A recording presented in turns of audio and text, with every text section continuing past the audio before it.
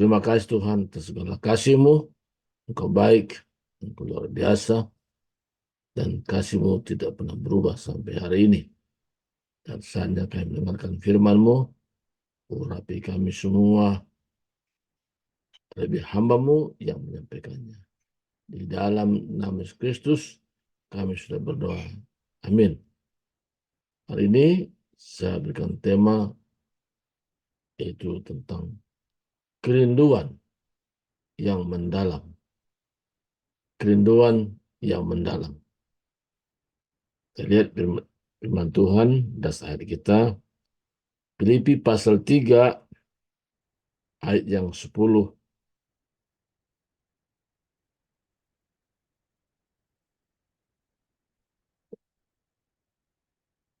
Saya baca, yang kuhendaki ialah mengenal Dia dan kuasa kebangkitannya dan persekutuan dalam penderitaannya, di mana aku menjadi serupa dengan Dia dalam kematiannya. Rasul Paulus ungkapkan kepada jemaat di Filipi, yang kuhendaki ialah mengenal Dia. Kata mengenal Dia yaitu kerinduan Paulus supaya jangan samar-samar. Kata yang kukehendaki adalah kerinduan supaya membangun hubungan lebih akrab, lebih erat. Tidak berkata menurut orang lain katakan, tapi benar-benar punya pengalaman, hubungan pribadi dengan Tuhan. Ini kerinduan. Demikian juga halnya kita pun kalau punya prinsip yang sama, kerinduan yang sama untuk lebih akrab, lebih dekat dengan Tuhan. Ini menjadi langkah untuk kita bisa kuat. Langkah membuat kita tidak mudah diombang-ambingkan dengan berupa angin pengajaran. Kalau kita punya kerinduan ini ditingkatkan, maka kehidupan rohani kita pun semakin meningkat. Ini sangat penting kerinduan ini. Kita bangun pagi, kerinduan ini begitu kuat.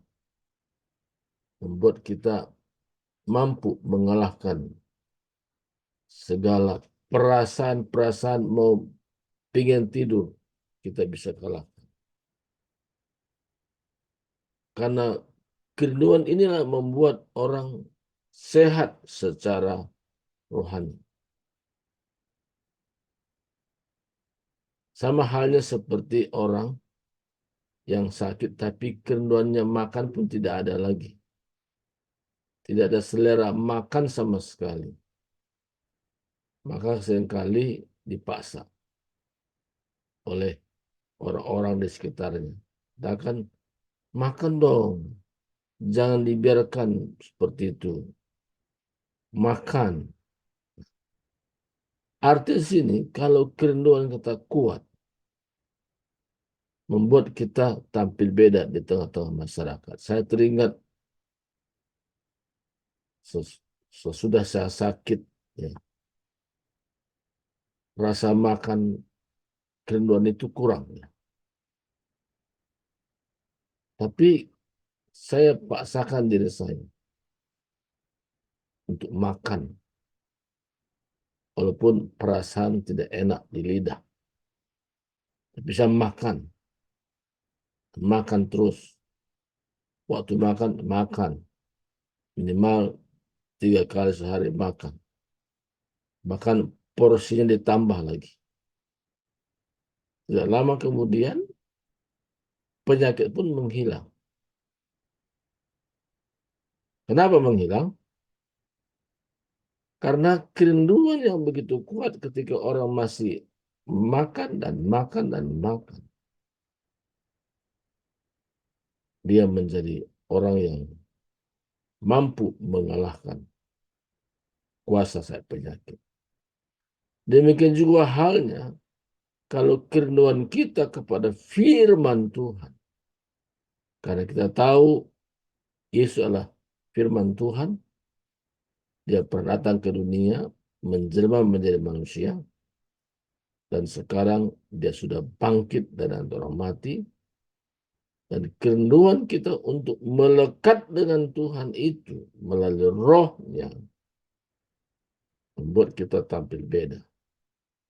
Kita tidak sekedar orang Kristen biasa, tapi kita menjadi orang percaya yang sungguh-sungguh militan. Saya tambah satu ayat lagi, Roma 8 ayat 11 katakan. Dan jika roh dia yang telah membangkitkan Yesus dari antara orang mati diam di dalam kamu, diam di dalam kita, diam di dalam pribadi-pribadi kita,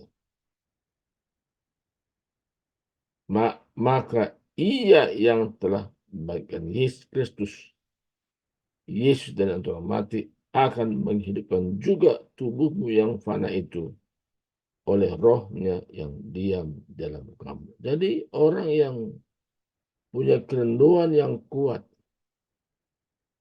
melekat dengan Tuhan, tidak ada bagi dia mudah-mudahan janji Tuhan. Tidak ada mudah-mudahan ke surga.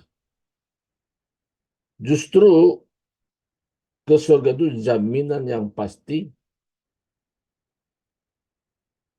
dan juga Tuhan memberikan upah kepada orang yang sungguh-sungguh melayani. Tuhan berikan upah bukan hanya ke surga saja, tapi ada upah. Nanti saya akan terangkan untuk hari berikutnya upah apa saja yang diberikan. Upah ini adalah luar biasa. Tapi saya mau tunjukkan satu ayat upah ini, nanti tambah dengan nanti ada yang lain tentunya, tapi bukan sekarang. Ya.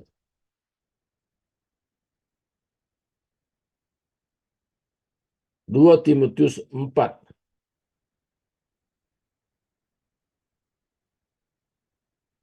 ayat 7 dan 8. Aku telah mengakhiri pertandingan yang baik. Aku telah mencapai garis akhir dan aku telah memelihara iman. Sekarang telah tersedia bagiku mahkota kebenaran yang akan dikaruniakan kepadaku oleh Tuhan Hakim yang adil pada harinya, tetapi bukan hanya kepadaku, melainkan juga kepada semua orang yang merindukan kedatangannya. Jadi Tuhan memberikan upah. Jadi kita ambil bagian dalam proyek Mega Ilahi ini, Tuhan memberikan upah. Maka mari kita tingkatkan kerinduan kita untuk bersekutu dengan Tuhan. Fase yang kedua, kita punya keputusan. Bukan hanya kerinduan saja, karena kerinduan itu masih tersimpan dalam hati. Tapi keputusan di sini yang kita ambil, kembali kepada Filipi tadi, yang kukendaki ialah mengenal Dia dan kuasa kebangkitannya. Jadi kuasa kebangkitan ini bukan sekedar slogan. Kuasa kebangkitannya itu yaitu roh kita. Dengan roh Kristus ada kesatuan. Roh kita dengan roh Kristus menjadi sesuatu yang tidak bisa dipisah.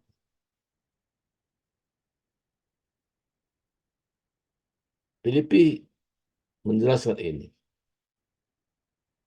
bahwa kesatuan ini sangat penting. Kita melayani bukan berdasarkan tugas-tugas yang diberikan. Kita melayani itu karena kita memahami bahwa ada kuasa kebangkitan itu sudah kita miliki, membuat roh kita menyala-nyala dan melayani pekerjaan Tuhan, melayani Tuhan. Jadi luar biasa, saudara. Jadi kita mengambil satu keputusan yang pasti. Keputusan yang kita ambil bukan berdasarkan apa kata orang lagi, tapi karena kita sudah betul-betul paham bahwa Kristus telah mati untuk kita, supaya semua orang pengikutnya tidak lagi hidup untuk diri sendiri, tetapi untuk Yesus yang telah mati dan dibangkitkan. Jadi kuasa kebangkitan ini luar biasa. Membuat kita bergairah hidup karena ada kuasa kebangkitannya. Yang terakhir, karena ada acara WB, tapi yang penting kita tahu maknanya dulu. Kenapa kita bersekutu? Karena kerinduan pertama tadi. Yang kedua, ada janji Tuhan kembali kuasa kebangkitannya. Saya baca Filipi tadi kembali. Yang kehendaki ialah mengenal Dia dan kuasa kebangkitannya dan persekutuan dalam penderitaannya. Jadi ngikut Tuhan itu ada kalanya kita mengalami penderitaan. Apa maknanya penderitaan bagi kita? Itu bagaikan ujian. Ujian apa? Ujian iman kita. Supaya iman kita semakin meningkat. Iman kita bukan datar-datar begitu saja, tapi grafiknya naik. Roh kita betul-betul menyala. Kita bisa bangun lebih awal daripada hari-hari sebelumnya. Bahkan kemanapun kita pergi, banyak menceritakan tentang Yesus yang sudah menjamin hidup kita. Bukan hidup yang akan datang, tapi mulai dari hidup sekarang. Kuasa kebangkitannya itu membuat kita tampil beda. Bukan pakaian yang kita pakai, tapi Roh Kristus diam di dalam kita. Kita tidak pernah merasa seorang diri. Tapi kita benar-benar punya pengalaman pribadi. Karena ada sebagian orang bisa mengalami kesepian di tengah-tengah keramaian. Tapi kita berbeda. Kita di tengah-tengah situasi yang sulit sekalipun, kita tidak pernah merasa seorang diri. Ada kuasa kebangkitan dan persekutuan dalam penderitaannya. Ada kekuatan dari Tuhan menghadapi segala yang sedang kita hadapi. Kita tidak merasa seorang diri, tapi Kristus bersama dengan kita. Kekuatan-kekuatan Tuhan berikan bagi kita.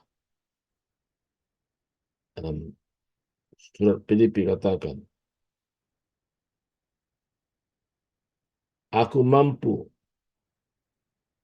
mengerjakan segala sesuatu bersama Kristus yang sudah memberikan kekuatan kepadaku. Artinya sih, saudaraku, bahwa kemampuan kita bukan berpusat kepada diri sendiri, tapi kemampuan kita berpusat kepada Tuhan dalam setiap pribadi kita dari hari ke hari. Jadi benar-benar kekuatan kita adalah berasal dari Dia. Ini yang sangat penting, saudara. Kalau kita memahami rasa ini, wow, luar biasa. Kita akan mengalami sendiri bagaimana kekuatan-kekuatan itu kita betul-betul mengalami. Ayat terakhir dalam Filipi 4 ayat 13 katakan, Filipi 4:13, segala perkara dapat kutanggung di dalam Yesus yang memberi kekuatan kepadaku. Jadi hal-hal sulit sekalipun yang kita hadapi, kita bisa lewati semua karena Tuhan memberikan kekuatan. Yang pertama tadi, kerinduan kita harus ditingkatkan. Kerinduan kita untuk bersekutu harus ditingkatkan. Yang kedua, kita benar-benar mengalami kuasa kebangkitan itu. Pengalaman itulah membuat kita berbeda dengan orang. Yang ketiga, kita mengalami kekuatan. Walaupun penderitaan terjadi, tapi kekuatan Tuhan melimpah-limpah. Dari pengalaman ini, kita bisa menjadi saksinya Tuhan. Kata menjadi saksi, kita tidak hanya menceritakan secara teori, tapi benar-benar apa yang kita ceritakan karena itu pengalaman hidup kita. Bagaimana Tuhan memberikan kekuatan, kesanggupan. Penderitaan boleh ada, tapi kekuatan Tuhan jauh melampaui daripada penderitaan kita. Tuhan berkati, kita berdoa. Terima kasih Tuhan, hamba-Mu sudah berhenti menyampaikan firman-Mu. Tetapi Engkau menjabarkan ke dalam hati kami, sehingga kami benar-benar mengalami sendiri secara rohani. Bagaimana kerinduan kami makin meningkat. Bagaimana kami mengambil keputusan. Dan kami punya pengalaman pribadi bersama Tuhan karena kekuatan yang kami miliki bukan dari diri kami, tetapi dari Tuhan sendiri yang selalu bersama dengan kami. Sesuai janji-Mu, Engkau tidak pernah meninggalkan kami, tapi tetap bersama dengan kami dari sekarang sampai selama-lamanya. Di dalam nama Yesus Kristus kami sudah berdoa. Amin.